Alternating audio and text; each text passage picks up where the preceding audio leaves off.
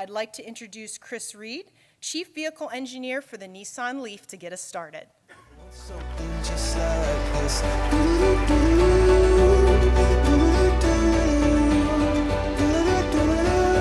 Oh, I want something just like this. Thank you. Thank you, Laura. Appreciate the great introduction. Well, I appreciate everyone coming out here tonight, and thanks for the other sponsors, Michelin and, of course, Panasonic at their 100th anniversary today. I was riding on the radio in the morning this morning. They talked about today is the 100th birthday. So, Alan, thank you. Happy birthday. Well, thank you for joining. I want to talk a little bit about the Leaf and others, and we're going to have some great details coming here from our team here, from Jonathan Ratliff and Owen Toons, and sorry, from the team here, from Ryan Rumberger, sorry. I got it. About the car, and I want to talk a little bit about the big picture. So I've been a chief vehicle engineer for a while, also with some components, and one of the things that works really well as being the chief engineer of a program is about the vision of the program. So I think everybody probably does this, but there's a target customer for the car. And for the Leaf, there's this guy named Mike. He's married, he's got one kid, kind of a tech guy. He likes to be considerate of the environment. You know, he likes to be a contributor, but doesn't want to have a lot of sacrifice. So these are the types of things we set up for the car.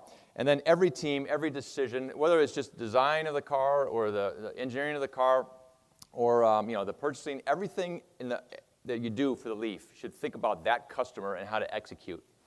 So one of the things you think about with this guy, Mike, is that he doesn't want to have sacrifice. And I think we all know that, right? We have great ideas and great technologies, whether it's fuel economy or whatever it is, and in reality, it has to have acceptance to be successful. So that's part of one of the things we thought about for the new Leaf, and we'll talk about a little bit more about how we decided for the right range for the car. But thinking about the target customer and the vision, you got to step it back one more to Nissan. And I think in the past, Nissan, we had some very, very motivating chairmen who've given us targets. And a lot of those were numerical, right? It was about kind of share or growth or profit or those kind of things. And those are motivating, of course, but not the same way as a real vision. So what we realized is we needed a corporate vision. And we've found that. And so zero emission and zero fatality ended up being our vision.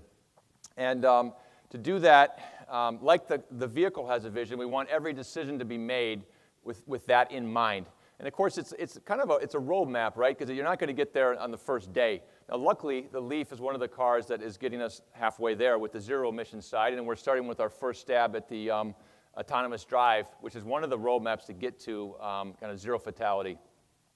So now we always talk about every car, everything we do is talking about this vision. And the roadmap to get there is what we're calling intelligent mobility, Nissan Intelligent Mobility. So that is what you're going to hear from now on when Nissan talks about what they're doing. And part of intelligent mobility has three pillars: intelligent drive and power and integration. Intelligent drive is about really the confidence that you get when you drive. And in that pillar, we'll have autonomous drive and other things that are lead to safety and eventually to zero fatalities. And then we have intelligent power. Well, that makes sense. That's about excitement and connection to the car. Now, EV is one of the ways that we're doing that with the Leaf. But there's other technologies we're going to use to step and get there. And then there's integration, the connection with society, with your car, with your phone, with the car to your home. And Jonathan's going to talk about that a little bit later. But one is a quick story. We had a Leaf launch event recently inside the company. And Susan here is kind of our internal PR. We've been working super hard together on educating our first customers we consider to be our employees, right? Create brand ambassadors. Make sure everybody knows what we're talking about. What's our vision? What's our roadmap, this intelligent mobility? So we talk about it all the time. We're having a lot of internal communication where we're having explanations where Owen or John or Ryan are giving explanations, Brittany, et cetera, about our technology and trying to engage every employee. So we thought, we're doing a fantastic job. We've never done this before. This is the best thing we've ever done. Everybody knows about these technologies. Everybody knows what we're doing. Everybody can talk to their neighbor about what we're doing. So we have these boards talking about intelligent drive, powered, and integration, and it's right next to the Leaf, but it's off to the side. We're getting ready for this big event, right? We've got a center stage. We're going to have a bunch of speeches, stories about the launch, a lot of fun. And then we said, well, you know what? Maybe we should pull these billboards and the Leaf into the center stage and talk about it. And everybody's like, well, you know what? We've been kind of killing this thing. We've been talking to everybody about it. So I said, I'll tell you what. Let's just interview a couple people here just kind of randomly and see if anybody knows this message.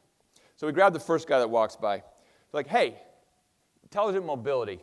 Name the 3 pillars of intelligent mobility. So the guy's like, I don't know. You know, he just totally like deer in the headlights.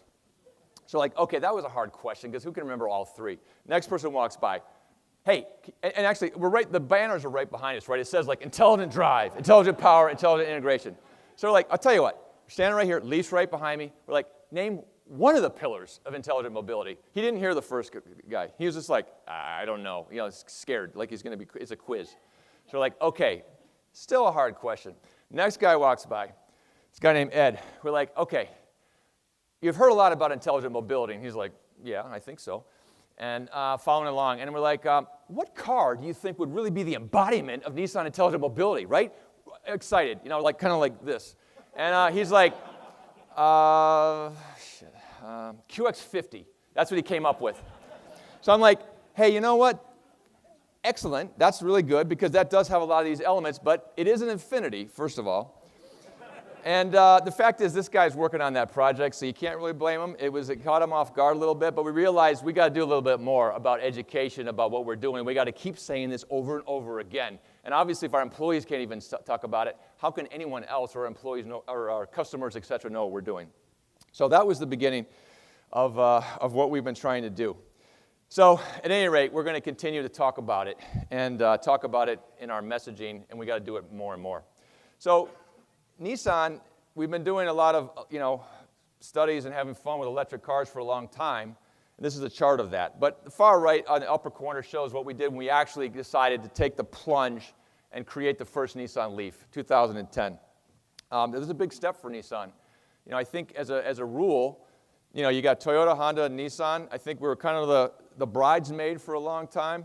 We're never really quite at the front table. But we actually went ahead and made our own strategy. Very proud of the company for doing that. And Carlos Ghosn was our leader who really pushed the company to do that. So we've been following through anyways, and we're proud of our accomplishments. You can see a lot of them here, a lot of accolades.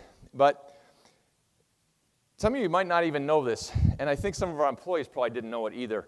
But we actually sold 300,000 Leafs globally, and we're very proud of that. And then we sold 115,000 in the U.S., so we're the number 1 seller in the U.S., number 1 globally. So we're super proud of that. So we said, well, why don't we check and see the results of how we're perceived in the market? So we look at data, external data. We said, well, let's look at the pillars of mobility, right? Let's look at how we're recognizing autonomous drive. Let's look at how we're recognizing EV.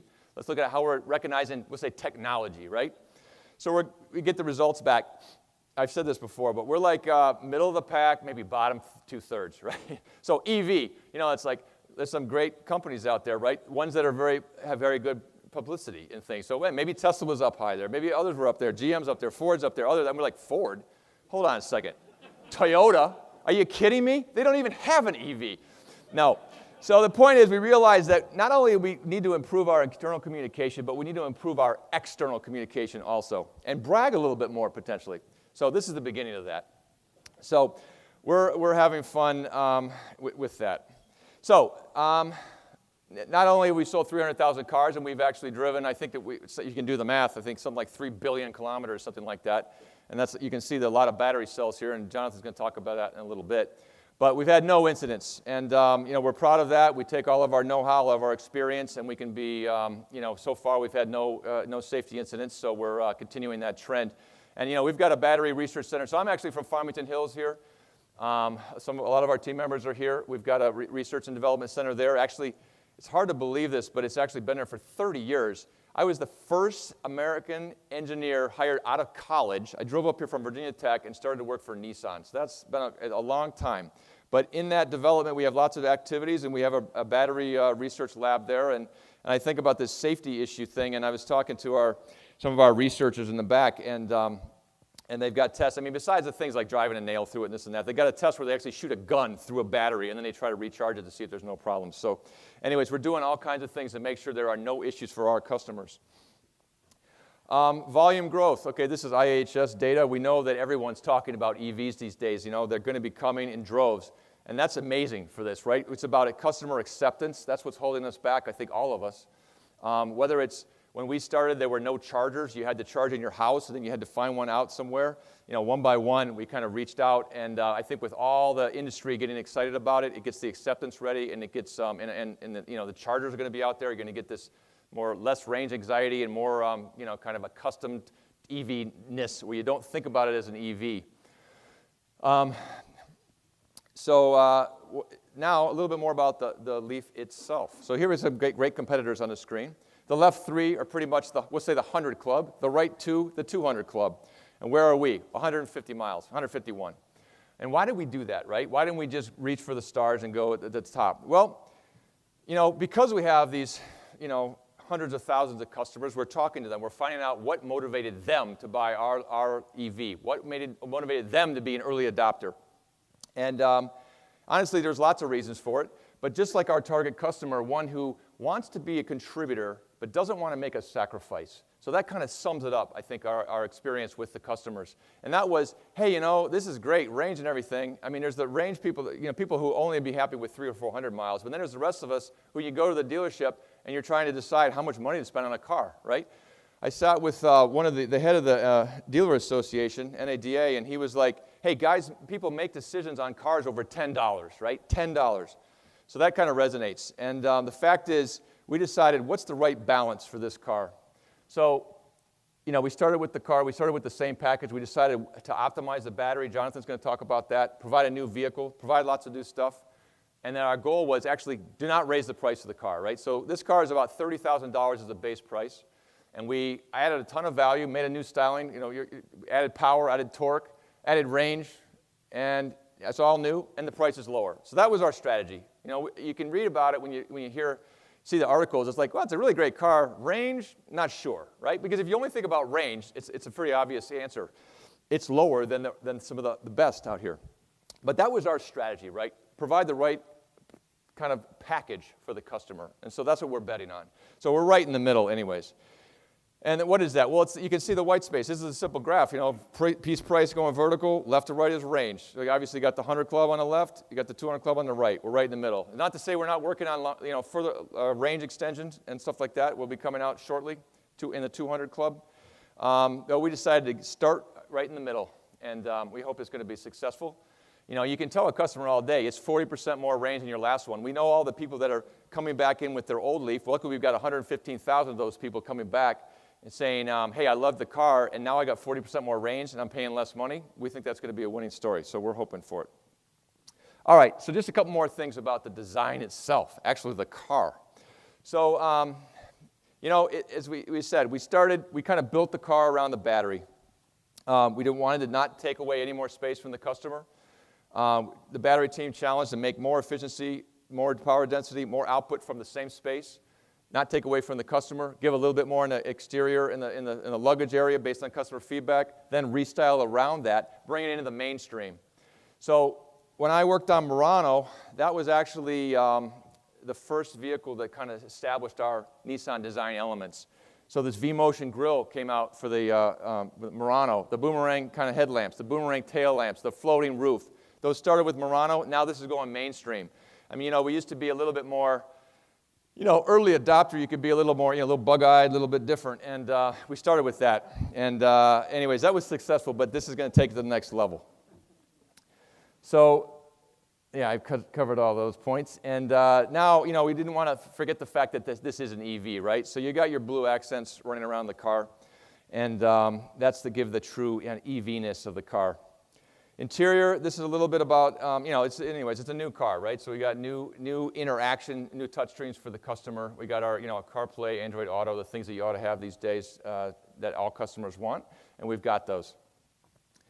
So with that,